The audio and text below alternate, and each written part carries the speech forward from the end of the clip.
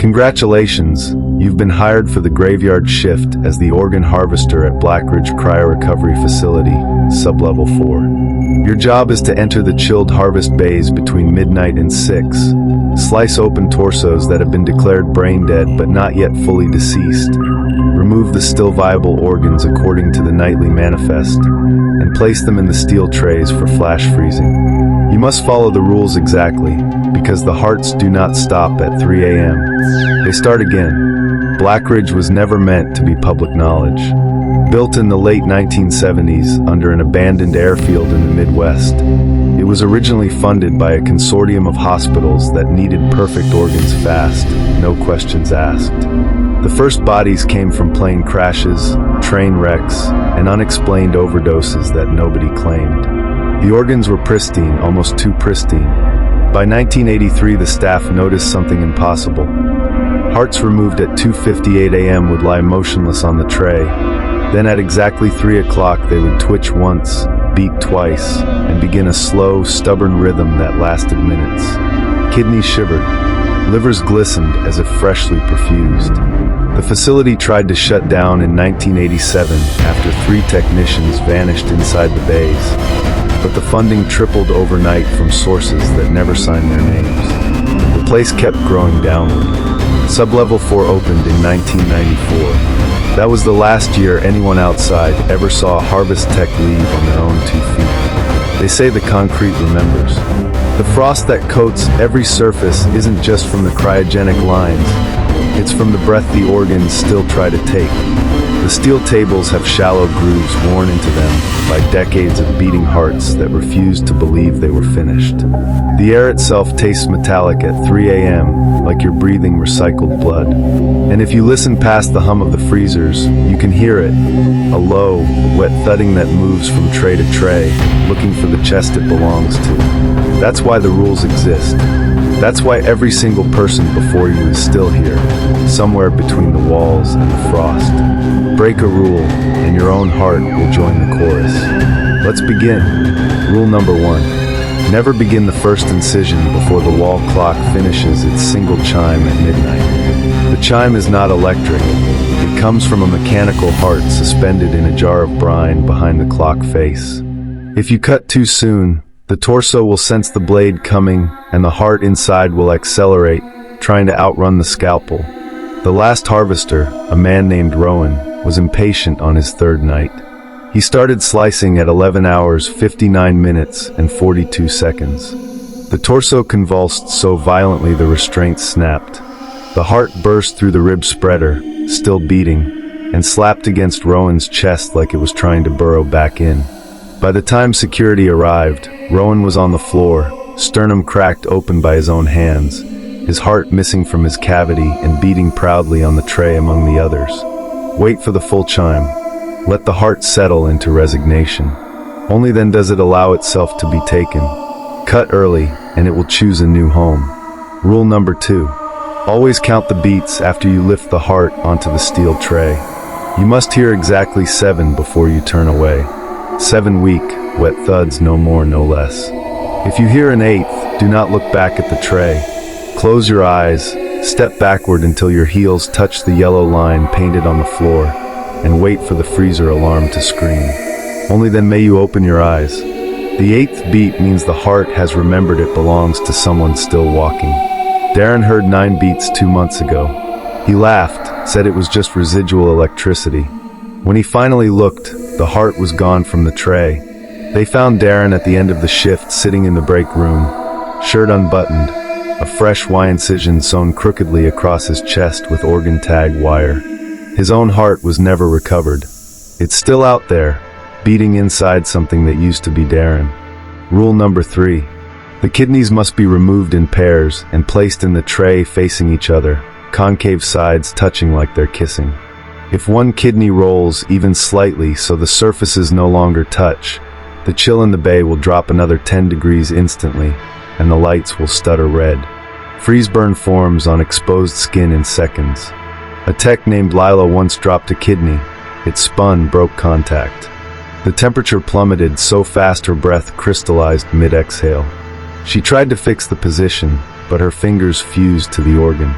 They found her fused to the tray itself, kidneys nestled against her cheeks like cold lovers, her blood frozen mid-drip from her nostrils. Keep them kissing. They calm each other. Separate them, and they'll drag the warmth out of anything nearby to stay together. Rule number 4. When you excise the liver, you must slide the blade beneath it in one continuous motion, never sawing. Sawing agitates the tissue, and the liver remembers every cut. It begins to secrete a thin black bile that eats through gloves, then skin, then bone. Curtis tried to hurry one night and sawed instead of slicing. The bile sprayed across his forearms. He screamed as it dissolved muscle down to gleaming white, then kept going. By morning only his skeleton remained upright at the table, arms ending in perfect liver-shaped voids, the organ itself sitting pristine on the tray, larger than it had any right to be, as if it had fed. Rule number 5. The lungs must be deflated fully before removal. Insert the trocar, open the valve, and watch the chest collapse. If even a pocket of air remains, the lungs will reinflate on the tray with whatever the donor's final breath carried. Screams, prayers, last words. Those words will be spoken aloud in the donor's own voice at 3 a.m.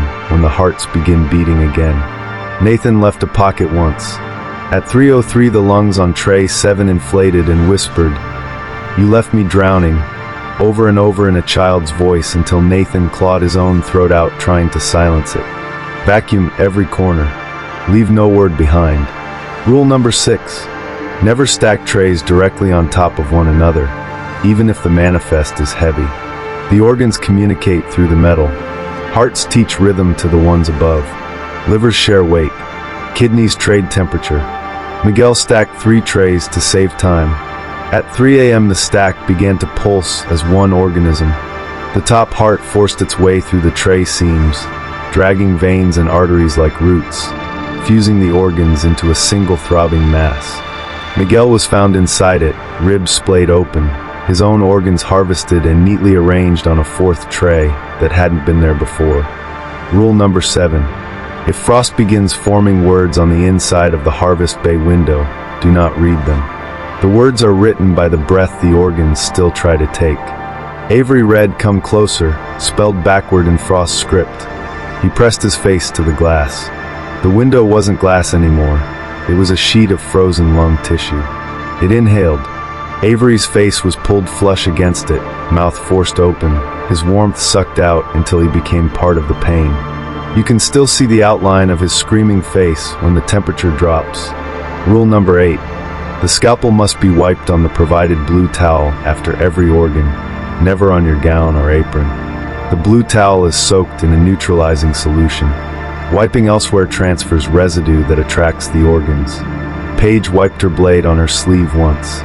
By 3 a.m. every heart on every tray had turned to face her, beating in perfect synchronization with her own pulse.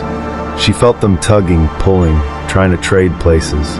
She carved her own chest open to make room. They found her sitting cross-legged on the floor, cradling 6 hearts in her lap like nesting dolls, her empty chest cavity gently rising and falling with borrowed rhythm. Rule number 9. When you will the empty torso to the disposal chute at 5:45 a.m., you must close the rib spreader before sliding it in. Leaving the chest open invites the hearts to return. Leon forgot once.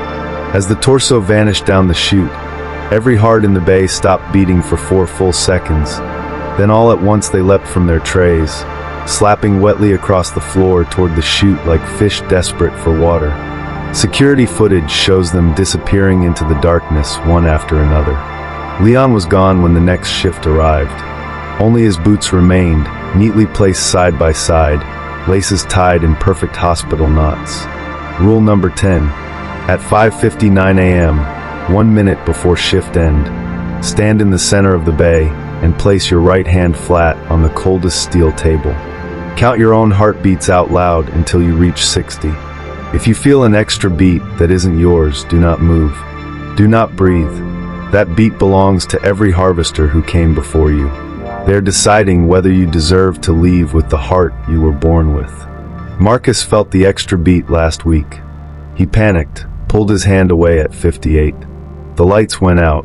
When they came back on, Marcus was lying on the table, chest already opened in a perfect Y, his heart beating calmly on the tray beside a fresh manifest with tomorrow's date. The final line on the manifest reads, "Return to sender." Those are the 10 rules. Follow them, and you might walk out at sunrise with the same heart you walked in with. Break even one, and at 3 a.m. you'll hear it. The soft, wet sound of something climbing back into the cavity it misses. Welcome to Blackridge Sublevel 4. The organs are waiting.